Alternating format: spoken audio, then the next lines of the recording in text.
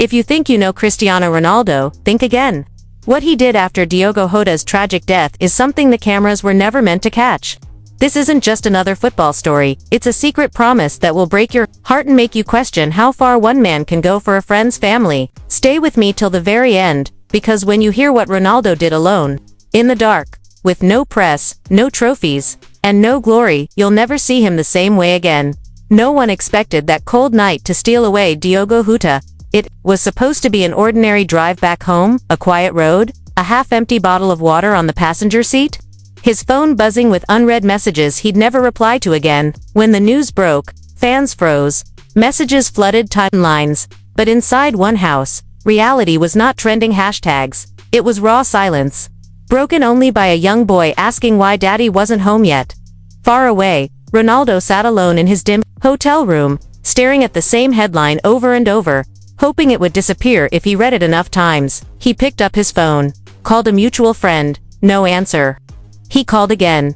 The voice that finally spoke back cracked under the weight of what it carried. He's gone. Chris, he's really gone. For a moment, Ronaldo didn't move.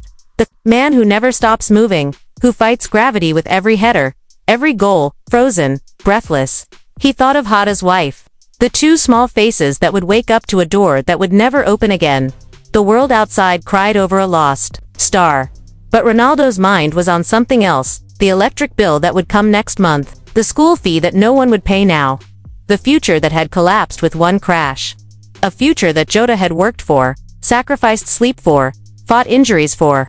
A future that now stared back at Ronaldo through the picture of a family he could not let break apart.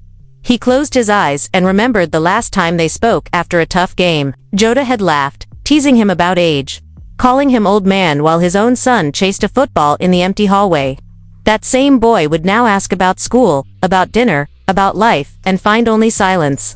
That night, Ronaldo knew he couldn't let that silence grow. He knew he had more than enough to share, and that maybe this was what all that money and fame was really for. So while agents called him, asking about the next transfer, about interviews, about brand deals, Ronaldo ignored them. He sat with his lawyers instead. He whispered details no reporter would ever catch. Quietly, he arranged that every bill that touched Jota's family's door would be covered. The rent, the schooling, the clothes, the small joys that keep a child's world safe from reality. Ronaldo wanted no headline, no charity gala, no staged photo, just a promise between a man who was still here, and a friend who was gone forever. And while the world argued over who was the greatest of all time, Ronaldo made a choice that no trophy could measure. A choice he never wanted you to know. But somehow, here you are, listening, wondering why he did it, how he did it, and what it cost him behind the spotlight. And this is only the beginning. People think when you're Cristiano Ronaldo, you don't feel pain the way normal people do. They see the cars, the jets, the perfect smile on the billboards. They don't see the nights like this. Nights when a single promise weighs heavier than any trophy he ever lifted. After that call, Ronaldo didn't sleep. He sat by the window, watching city lights flicker like dying stars.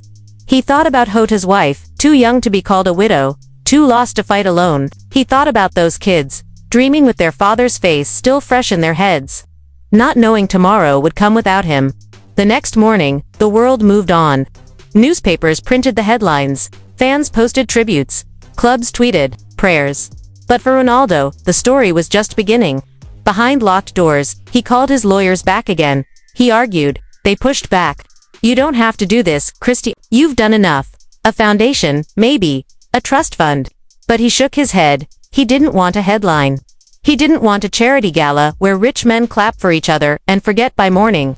He wanted Jota's family to feel safe, not pitied. He arranged it all quietly. The school would never send a bill to Jota's house. The lights would never go out for an unpaid debt. The fridge would always be full. The kids would wear new shoes, new books in their bags. Birthdays would still feel like birthdays, not just another day to survive. Ronaldo's people begged him to make it public. It'll look good for your legacy, but he couldn't care less. This wasn't for the cameras. This was for that small boy in the hallway with the ball, who once looked up at him like he was bigger than the game itself. And all this time, his own family watched him fight this silent war. Georgina saw him come home late from meetings he couldn't explain. She heard him whisper on the phone to accountants in the dead of night. She asked him once, "Why are you doing this alone?" He looked at her and said, "Because if I don't, who will?" No more questions were asked after that. She just held his hand and let him carry that weight the way he always does, alone, quietly, with a smile for the cameras, and a storm behind closed doors. Outside, fans argued over goals and records. Inside, Ronaldo sat with a pen in hand, signing papers that would keep a family safe. The same hand that lifted golden cups. Now writing a promise that no silverware could match. He didn't want applause. He didn't want his name carved on a marble wall for charity. He just wanted that boy to grow up and never feel the cold that comes when the world forgets your father. And so the world kept moving, training sessions, interviews, transfer rumors, goals scored and missed. But late at night, when the stadium lights went out and everyone called him the GOAT, Ronaldo would lie awake, wondering if Jota was watching him keep his word. Wondering if somewhere, somehow, his friend knew that his children would never sleep hungry, never open an empty fridge, never wear torn shoes to school. He did all this without telling a soul. But secrets like this never stay buried forever. Secrets have a strange way of slipping through cracks. No matter how tightly you hold them. Ronaldo never planned for the world to find out. He signed every paper in silence, made every transfer, with no spotlight, trusted only a handful of people who knew what it meant to him. But somewhere, someone talked.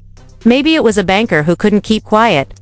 Maybe it was a relative who couldn't believe how far he went for a friend's family that wasn't even blood. One quiet morning, a small sports blog wrote a single line. Sources say Ronaldo pays every expense for Diogo Jota's family. It should have ended there. But the internet doesn't let anything end quietly. Within hours, bigger outlets picked it up. Headlines screamed about his secret. Comment sections flooded with disbelief. Some called it fake. No way he's doing that. Others called him a hero. Some said it was a PR stunt. Ronaldo read none of it. He didn't need the world's praise to remind him why he did it.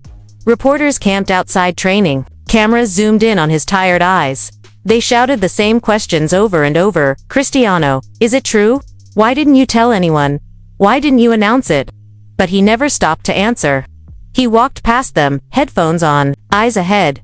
Because the promise wasn't theirs to understand. It belonged to the boy who still pressed his face against the window every evening, waiting for someone who wouldn't come home, and the man who promised that boy would never feel alone. But the noise got louder. Jota's wife couldn't hide forever. One night, she finally spoke. No makeup, no prepared speech, just raw eyes and a shaky voice. She told the world what Ronaldo never would. How, when she had nothing, he made sure her children had everything. How, every birthday cake, every doctor's visit, every tiny need, was met without her ever asking for a single penny. Her voice cracked when she said, "My children still smile because of him." The world didn't know how to process it. Football fans argued over who was the greatest on the pitch, but this story wasn't about football. It was about something far rarer, a man who stayed when the cameras left. And as praise poured in, Ronaldo felt none of it. He sat alone in the corner of the locker room that night, phone buzzing with thousands of messages he didn't open. He stared at a photo of Jota on his lock screen, the two of them laughing after a goal that now felt like a lifetime ago. For a moment, his chest tightened.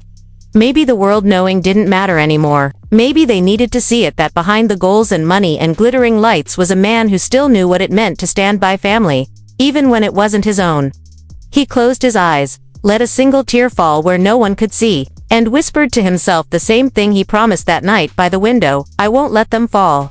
And somewhere in that silent promise, Cristiano Ronaldo reminded the world that greatness isn't always what you do when the world is watching sometimes.